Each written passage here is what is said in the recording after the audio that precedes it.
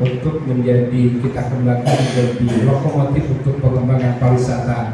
Maka konsep atau desain pengembangan pariwisata kita berbasis budaya dan sejarah.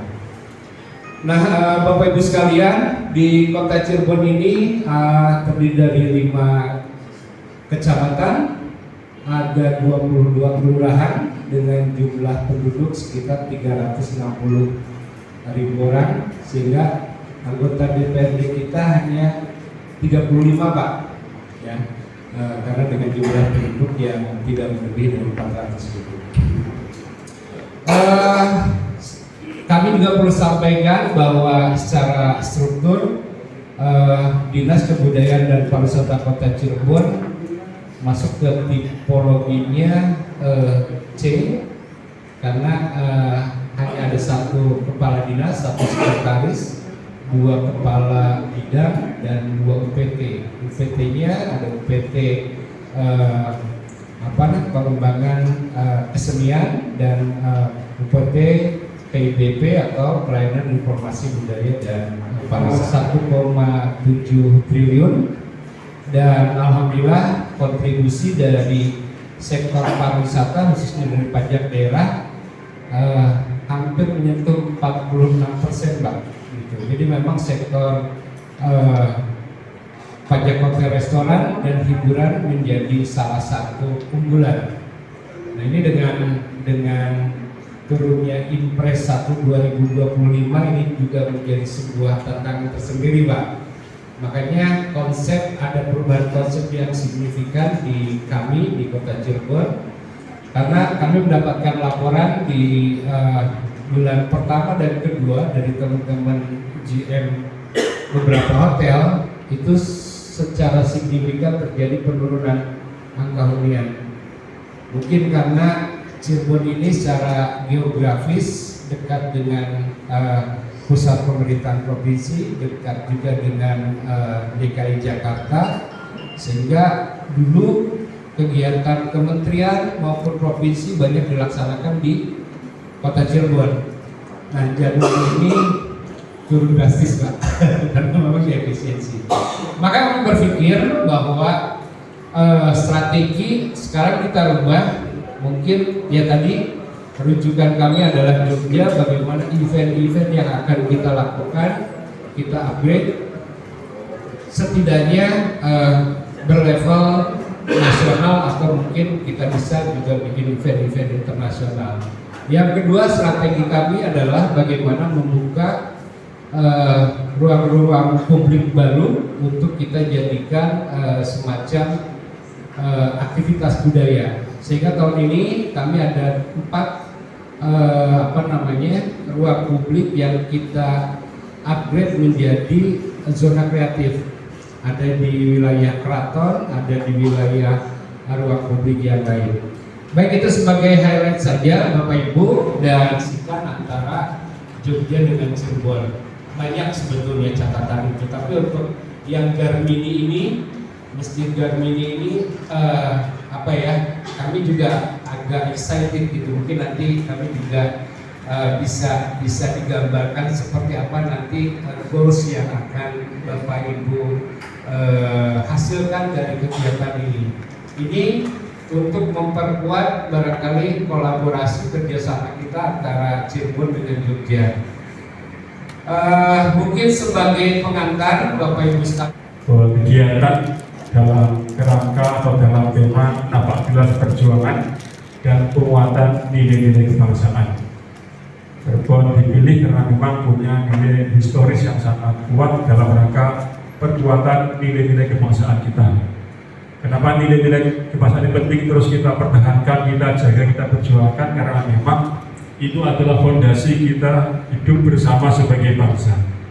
Harus terus dikuatkan karena kita sebagai manusia tempatnya lupa, tempatnya hilaf, juga harus terus dikuatkan karena terus bersama para bantuan masyarakat mengajak bagaimana terus meningkatkan nilai-nilai kebangsaan. Dan terima kasih atas sambutan yang luar biasa Pak Kadis dan Bu Sekdis di Cirebon ini, sungguh luar biasa. Kulinernya macam-macamnya, tempatnya luar biasa.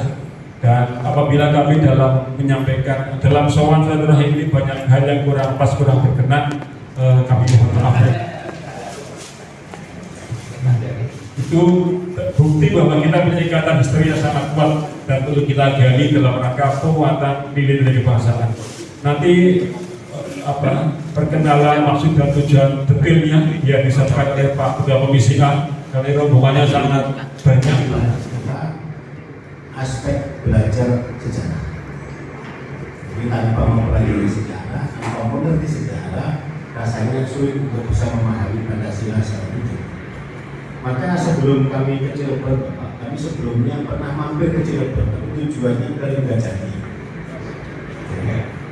Tentu ini, jadi kawan-kawan sudah di sana dan tahun lalu ke sana untuk melihat bagaimana perundingan Linggajati, dan di situ ada yang menarik karena Bung Karno dan Bung Hatta pada saat itu berkantornya di Jogja.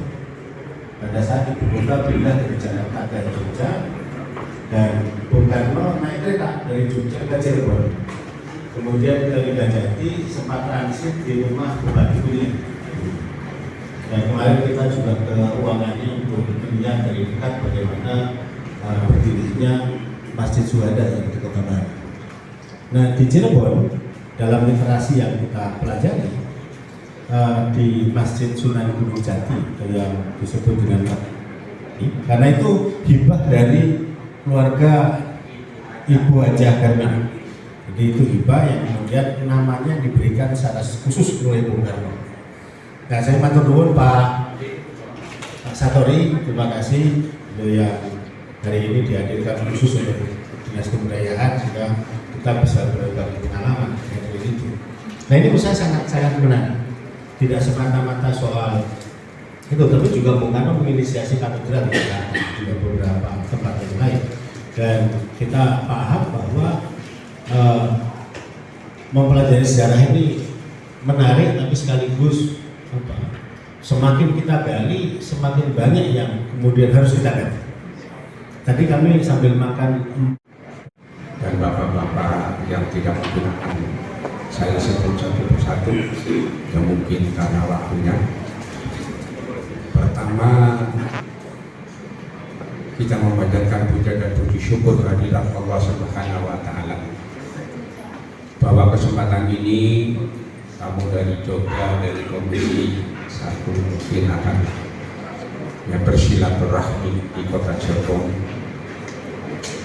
kota Udan yang mungkin banyak sejarah-sejarah sejak zaman dulu.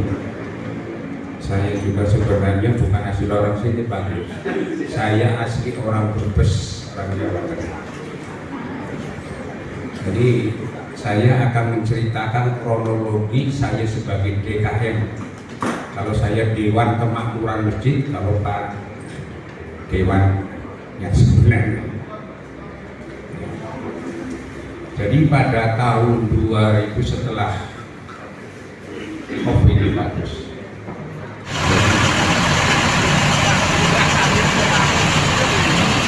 Juga mirip-mirip lah ya. Kuliner, saya pikir kuliner Jogja dengan kuliner Cirebon juga punya keunggulan masing-masing. Trafficnya kita sudah ada. Yang kurang apa? Ruang publik. Maka kami sedang berikhtiar bagaimana ada sebuah perencanaan yang terpadu dari sebuah stakeholder. Mungkin nanti ada resiko pengurangan ruas jalan ya, tapi ada penambahan pedestrian. Yang itu kita akan tambahkan mungkin ornamen yang tematik Cirebon, kemudian yang nyaman untuk nongkrong dan lain sebagainya.